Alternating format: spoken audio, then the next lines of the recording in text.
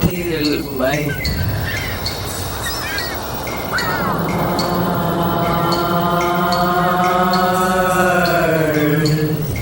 Eurydice Eve of Speak Sex, and I first heard about Eurydice.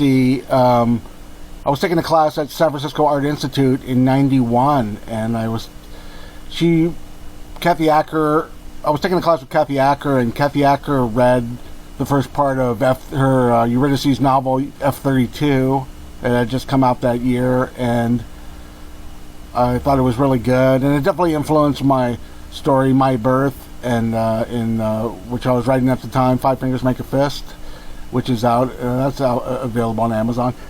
And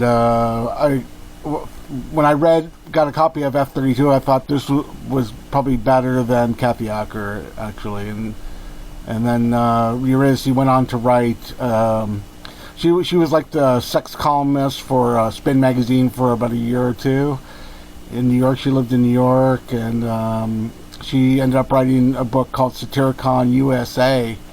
And then she had other books. I published some of her stories from eMay, and she has other books that she'll be talking about. We were also in a copy of Black Ice, Degenerative Prose. We were both of us had stories in Degenerative Prose that came out in 1995, I think, and I interviewed Eurydice for Cups magazine, and also showed up in Free Williamsburg. So, but what happened to Eurydice since then? So since then she's been writing the whole time. She's been involved in art, and now she does a podcast about sexuality called Speak Sex. Hello, Eurydice. Hey, it's so good to hear from you again after, a long moment. Yeah. We've done a lot of interviews. I still have old cassette tapes of your interviews and stuff. It's like great hearing you. We kind of like send emails back and forth, and yeah. So okay. So I mentioned your books, F-32, Satyricon USA. There was eMay. I published a chapter in Cups magazine, and then there was a new book called The Lesbian I heard about, and so yeah. So where's you kind of left New York at some point, had a kid, moved to Miami, and then how did that whole sequence of events go?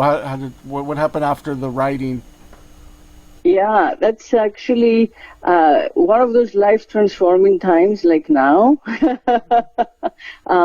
was right before 9/11. I, conceived basically on book tour. I didn't plan to have a baby. My body was like, there is no way I'm not holding on to this new life. But my life was like super adult and all about like intellectual pursuit, and I didn't know anything about babies or being a mom. So it changed everything. It kind of like opened me up. It opened up my heart, and it changed, my relationship with my body, which I realized up to then. I was treating my body as if like I were a man, and my body was like my girl, and I was kind of like pimping my body for my own pleasure to myself or however, So kind of like having the baby come out of the vagina and that kind of like orgasmic thing that happens during birth connected me with my I as a woman, which like didn't exist in the language, but it existed in my nature, So it was like it explained to me a lot that had been missing, in my search as a writer, because as a writer, I was always about breaking up the structure, So like I had an agent after F-32, which was the story about the vagina that gets loose and goes free, and becomes a lens. My agent wanted me to write like the dick version, the version of like the penis, the phallus loose. And I'm like, dude, that's what the world's all about. I'm not right? So I changed agents. So the Satyricon USA agent, who was like a well-known ICM agent, wants me to write, a year in the life of a pregnant sex writer. And each step of the way, and go on opera. So like each step of the way, I felt like, the system was so quick to like co-opt me and claim me as something, and I didn't want to be claimed. You know, I just wanted to answer my questions or my quest in ways that would not be, you know, co-opted by the machine. And the only way to stay out of the matrix was to keep shifting and changing, like, identities, ways of making money, and like not getting trapped on the hamster wheel of like, oh, they're paying me more. Oh, I'm getting some fucking recognition. Oh, you know, I get to publish my book. So basically, I said no. and part of my transformation came out of like being a mom, and you know, I thought I don't want to raise my kid in New York after 9/11. You know, there's no way. Fuck this shit. And I had been going to Miami Beach for like sunshine and, you know, better sex, and so I decided to stay here on the beach, and you know, raise her here. And I applied on a whim for like a studio space on the busiest street in Miami Beach, which was, you know, subsidized studio space among like all these, you know, corporate big stores on Lincoln Road. I had really been doing art as an undergrad, but, you know, then moved to writing and stayed with writing. And rediscovered it when I was pregnant. Because like when I was pregnant, I couldn't really write. I couldn't really think. My body was all about like the work within. So I picked up stitching, which I had done as a little girl in Greece with like mom and grandma and my aunt, like on the balcony or on the porch, kind of like whiling away the time. So to me, it was like another feminist practice, and it just kind of like my consciousness remembered that language. So I picked up stitching while I was pregnant in that kind of slowing down of time, and really rediscovered this new medium. And it made sense with my politics and my kind of like, you know, liberation, like feminist or post-feminist liberation or radical feminist liberation, you know, activism.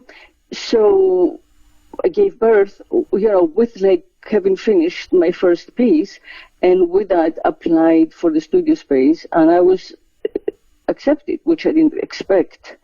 And so I had the space for almost like, you know, free, where I could create.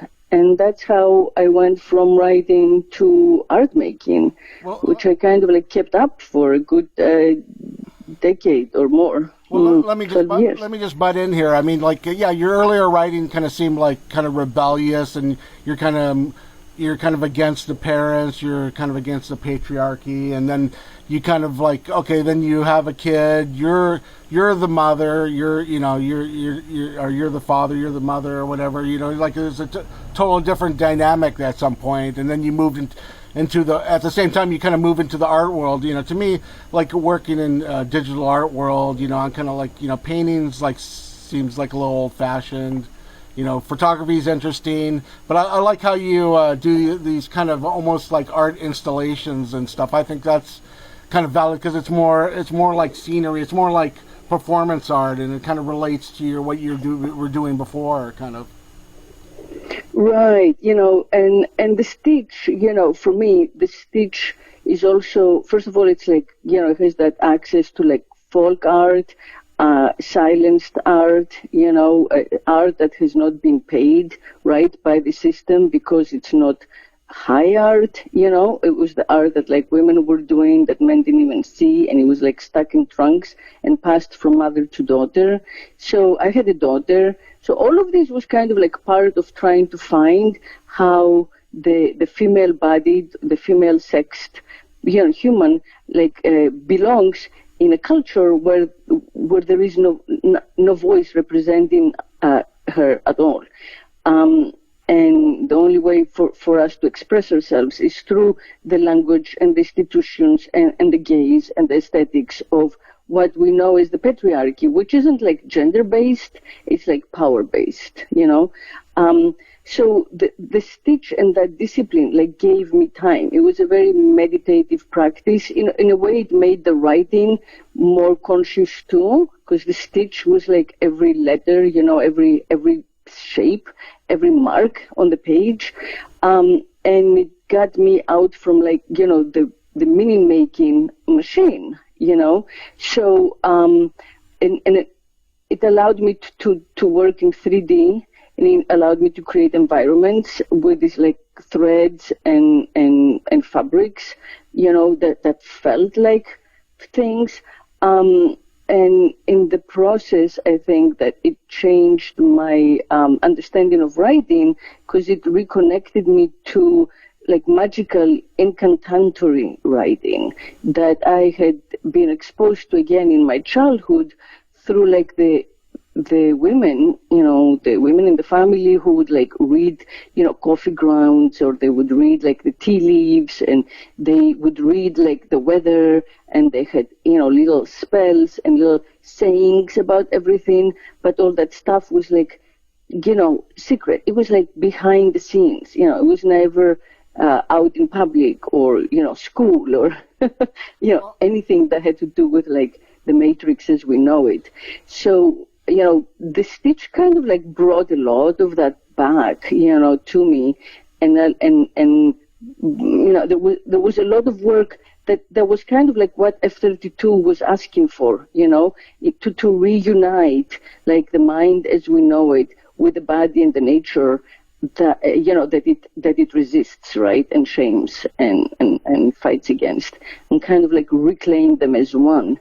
So it was a great practice for me, and it gave me like freedom from identity, which I appreciate. I mean, I'm always a foreigner speaking in foreign languages and trying to see things from the outside for better perspective. So I grew a lot, and I think that I have brought it into my writing.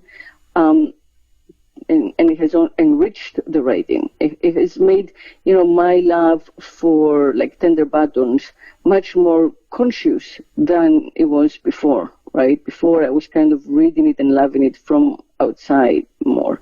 So, I think that, it has all been part of the same one kind of like practice, and the podcasting, it's the same thing. It's like the oral, the voice, the oral record, the experience of language as it's surprising and unexpected, and with the energy of something that will not be said again, which I appreciate. I mean, I know that we need to leave like written record for those who come after, but also having the the spontaneity of the energy exchange, for me, is really creative. It's where creation happens, like out of energy and chaos, right? It's like a chemical reaction, basically. Okay, Eurydice. Okay, so you've done all this writing and art, and but now for about a year now, maybe more, you've been doing Speak Sex, a podcast that happens almost every week now. You still doing that? So what's going on there? What are you talking about? This is a podcast about sexuality, or you're just kind of talking to different people, different ideas, and what's that all about? Yeah. Well, it started with this feeling that I have that the one thing that patriarchy hasn't and couldn't, regulate was the actual act of sex, right? So everything, including like seduction, we have words, norms, feelings, morals about, but then the actual sex itself, it's like no one knows what to say. We start groaning. So I felt that is what I wanted to give voice to, because that's the voice that patriarchy hasn't like censored. So it doesn't have to be simply like how to have sex or how to be in relationship, even though I've done all about like polyamory or whatever.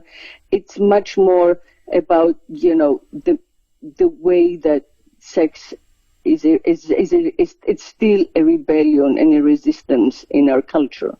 So like the episode that I'm about to post is actually a conversation with a man, a guy in LA, and he's the, let's say, figurehead or the spokesperson for the Free Britney LA movement and platform, and it's about Britney Spears being a hostage for 12 years.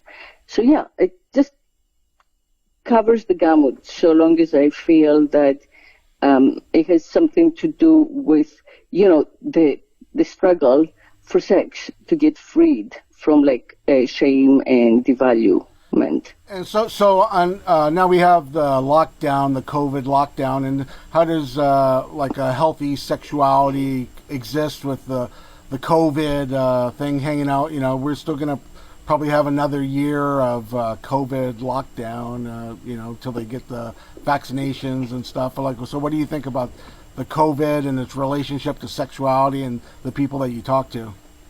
Yeah, I feel like it's a good time to rediscover the body. So it's a good time to find different ways to have sex with yourself, and a good time to find ways to appreciate your body and, unshame, de-shame. So there's so much right now everywhere, online. There are new toys. There is so much information. So kind of it's a good time to give yourself permission to try out things that maybe you didn't when it was easy to kind of go on with your habits and, pick up the same type of people and have the same type of sex you've always had. So yeah, I think it's an opportunity to sexually open up, and see ourselves in a light that's not so predictable. Okay, so if people want to listen to this, Speak Sex it's on Mixcloud and YouTube. Where do they find your episodes? Yeah, Speak Sex with Eve. It's Spotify, Apple, iHeart, YouTube would be good because you can see the visual as well. Mixcloud, everywhere, wherever they have them, we're on. Google. And people can go to Eurydice.net to contact you. Eurydice.net or speaksexpodcast.com, and it's free. It's all free. And that's just part of the thing. What's next with writing and the art? What are we gonna see next then? Well, I'm still the book The Lesbian is pretty much done, and I have written 2 manifestos, which, from way back in the days, my favorite thing to write. And then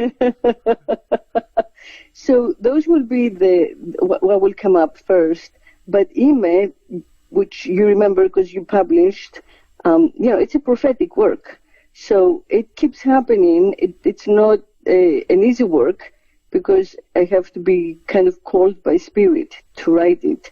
But it's going on, and it's going to find a conclusion. And, I'm happy to give new excerpts out if I must.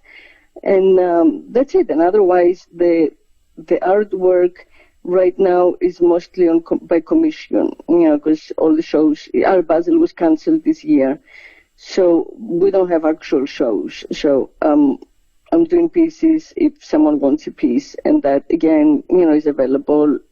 People can find it on Eurydice.net if they're interested to buy some and support us. Yes, your book, Ime, was very prophetic. It came true. We're living in an Ime world. We are. So if you want to check out Speak Sex, check it out online every week. She's going to talk to some great people, and they know what's going on. They'll give us the truth. Someone speaks. That's right. Truth. Someone speaks. That's right.